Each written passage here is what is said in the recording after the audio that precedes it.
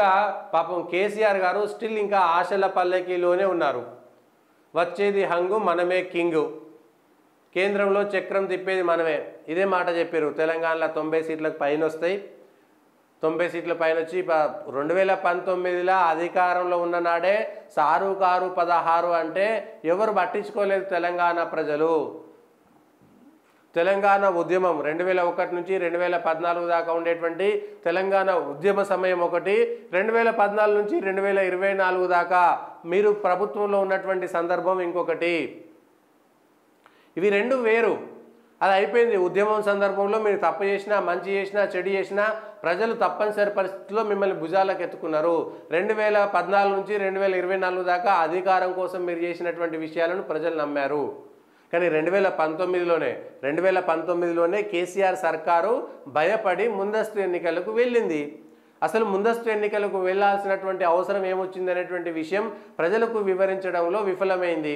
2018లో ముందస్తుకు వెళ్తే ప్రజలు నమ్మి ఓటేశారు. కానీ ఆ తర్వాత 2019లో 4 నెలల కాలంలోనే బీఆర్ఎస్ పార్టీకి వ్యతిరేకంగా, టీఆర్ఎస్ పార్టీకి వ్యతిరేకంగా ఓట్లేసి 7 సీట్లు తగ్గించేశారు. లోక్సభలో 3 కాంగ్రెస్, 4 బీజేపీకి వచ్చేసినాయి.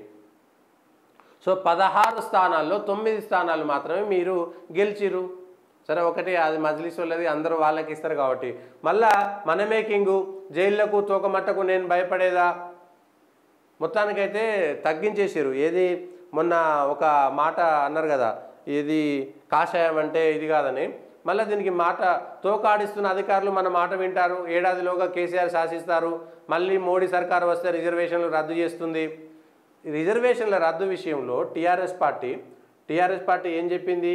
టీఆర్ఎస్ పార్టీ అసెంబ్లీలో ఒక తీర్మానం చేసి పంపించింది. గిరిజన రిజర్వేషన్లను 12% పెంచేటువంటి క్రమంలో గిరిజనులపైన ప్రేమ ఉంటే ఎస్టీలు అనేటువంటి వాళ్ళు పూర్తి స్థాయిగా హిందువులు, ఎస్సీలందరూ కూడా హిందువులే. దళిత క్రిస్టియన్లు అనేదానికి నేను వ్యక్తిగతంగా వ్యతిరేకము. దళిత గిరిజనులు అనేటువంటి క్రిస్టియన్ గిరిజనులు అనేటువంటి దానికి వ్యతిరేకం. మతం మారినటువంటి వాళ్ళు ఏనాడు కూడా ఈ కులాన్ని కూడా వదులుకోవాల్సిందే. అది రాజ్యాంగం చెప్తున్నటువంటిది సుస్పష్టమైనటువంటి అంశం. అది మతం మారినటువంటి వాళ్లకు రిజర్వేషన్లు తొలగించాల్సిందే, ఎస్సీలు కానీ ఎస్టీలు కానీ. అదొక అంశము.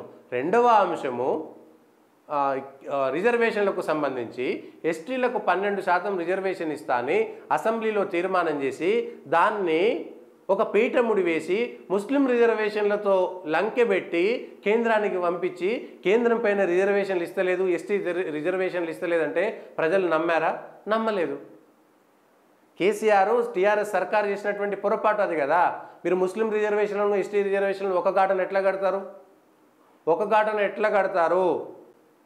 రిజర్వేషన్లు రద్దు చేస్తుంది అనేటువంటి వాళ్ళు ఈ రిజర్వేషన్లకు సంబంధించినటువంటి అంశంలో ఎవరు దీనిపైన రిజర్వేషన్లకు సంబంధించి ముస్లింలకు రిజర్వేషన్లు ఇస్తే ఏ రోజు మీరు ఎందుకు మాట్లాడలేదు?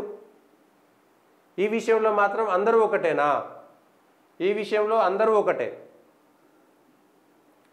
ఎవరు ముస్లింలకు రిజర్వేషన్లకు సంబంధించినటువంటి అంశంలో మాట్లాడే దాంట్లో ఎవరు కూడా